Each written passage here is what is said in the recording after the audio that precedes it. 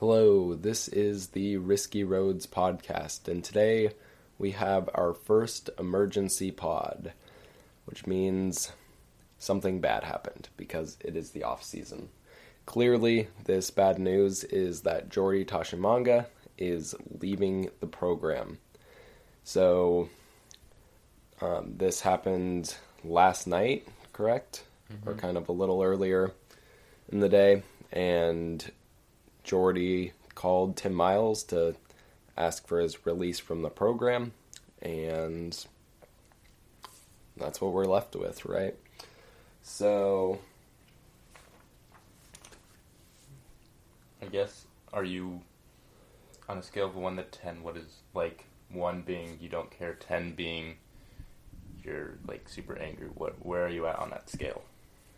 Well, I don't know, you probably have to put it on, don't care or it's really important that he left, not, angry. You could be angry without caring. Yeah. So, I would say how much it matters to the team.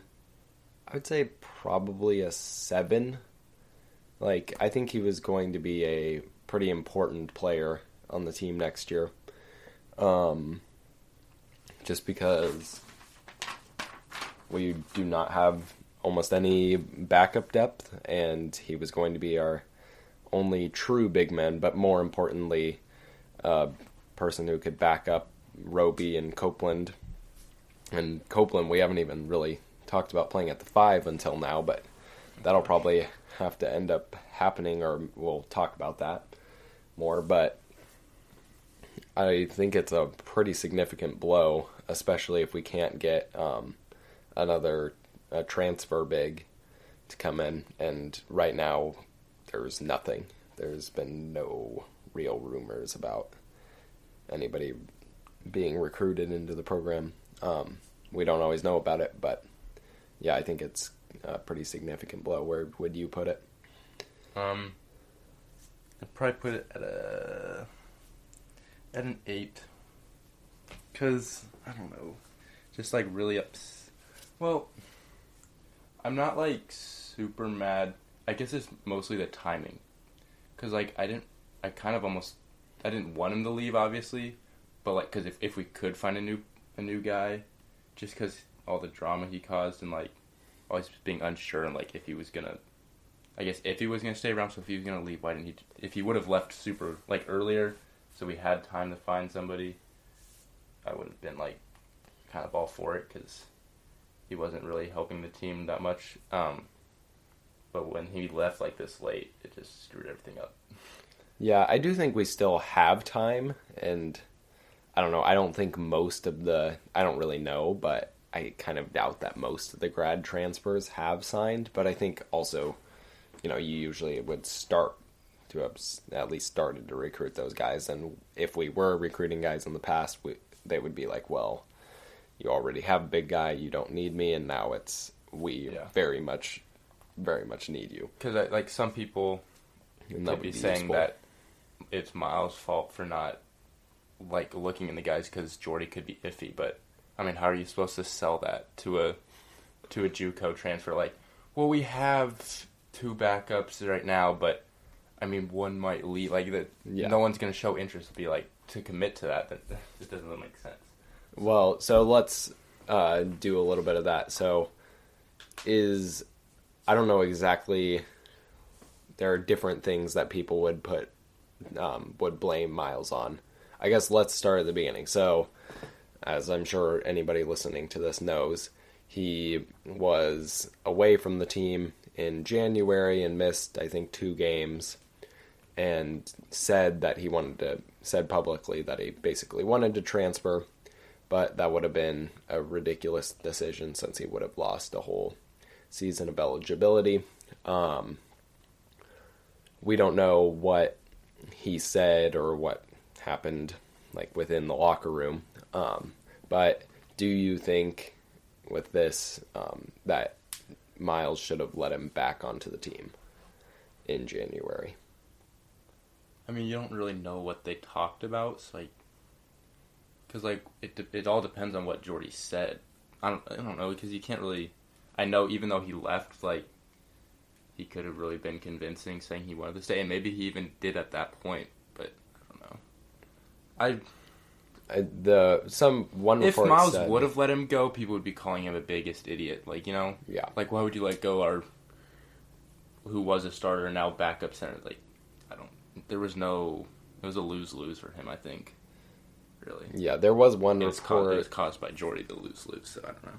I thought was, Miles actually called his family, too, so they must have been... And his family was kind of the ones that influenced him to leave, which was stupid at that point. Like, either way, it would have been dumb for him to leave at that point because, you lose a whole year and a half instead of just a year. But in my opinion, I think it's ridiculous to blame Miles for letting him back onto the team, unless he was saying, like, I don't like the team still, which there's no way he did that. Like, but I think a lot of people are forgetting we had a great end of the season with him on the team, and he played. Yeah. And we had a chance to go to the tournament, and we didn't make it, but last year was an important year, and to say that we should have just thrown him away because he didn't play for 2 games, that doesn't make any sense. Last year was an important year, and we needed to have him on the team for that. Yeah, we're just so thin, because I just remembered, we even lost Doobie. I know we didn't play a lot, but just we get in foul trouble so easily. So let's do the current roster here. So, Glenn Watson, James Palmer, Isaac Copeland, Isaiah Roby, all obvious starters there. Then you have Nana Akenton,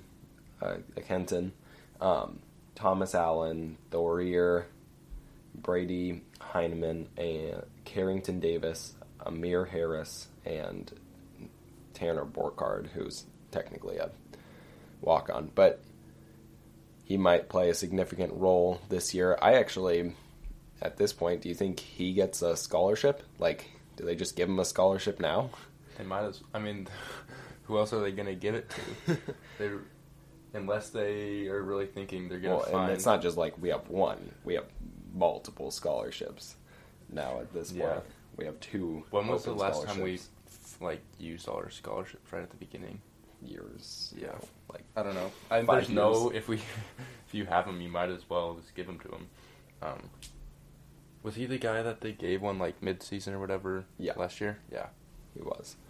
So he was on scholarship at the end of last year, and with this, I don't know. I think he definitely should get it, especially... he's not going to leave this year or anything, but but just to show him we're showing him we need him. So I don't know. I don't think that's the issue, but yeah, I guess if for the amount he's probably going to have to play, it'd be respectable to give him a scholarship. Yeah, if we did get somebody else, I'm sure. But the thing is, even if we do get somebody else, we still can give him one. The only question would be we get somebody else, and then there's a grad transfer at semester, and then you would have 2 scholarships there that you would use. So maybe he gets the second semester scholarship again this year. So we'll have to see. So then going on with, is it Miles' fault? I don't know. Do you think Miles should have asked him to leave at the end of the year? It's probably kind of the same question. Well, I guess we just don't know enough, really. Yeah, if Jordy was telling him, he's I want to play and I'm going to work hard, then, no. Yeah. And I'm sure that's what Jordy said, because, Miles isn't, he's not going to be that dumb. I don't know. I think, anybody could make a decision based on what somebody says. It's just, if Jordy was telling the truth or he didn't even know he was lying until now that he left, but... Yeah, so that's another question. Get in his mind. Do you think he knew the whole time that he was going to leave? He's leaving for 2 games mid-season. I don't think he knows what he's doing ever. He's just... Each day is something different, I guess. I don't know. He'll announce that Soccer? What? He never played soccer. But one thing that I thought was interesting was apparently he had knee surgery. So he's recovering from that. So maybe part of it was he wanted to make sure he had knee surgery while he was on Nebraska so that they were paying for it. And then, because I don't know how it would work, like, if I guess he could maybe immediately transfer and get that somehow. When did he get the knee surgery? That's a good question. I think it was at the beginning of the summer, maybe in June. I'm not exactly sure, and it hasn't super been reported or. Well, because like I was just thinking, if it was right after the season, then like that would make more sense on the, like thinking about like if he knew he was gonna leave at the end of the season, but then just stuck around. But yeah, if he didn't know about the knee surgery until like beginning of summer, then I don't know. Yeah. So going on with more of how the team breaks down. So what do you think, how do you think Roby's role changes at this point with Jordy gone? Let's say, well, should we assume that we don't get anybody else? Let's do that. Yeah. Assuming that we don't add another player. I mean, it's just, he's only going to be able to play the 5, really, I'm assuming. Like, that's a good point. Just no forward time, which it really sucks for him because he's not a 5 and he doesn't want to play at the 5. And if you look like NBA-wise, like that's going to hurt him. See, I don't know if that does hurt him because... I mean, I guess then people can speculate the case. Well, he was playing out his position so he could be better than what we saw, but... But I don't even think that, like...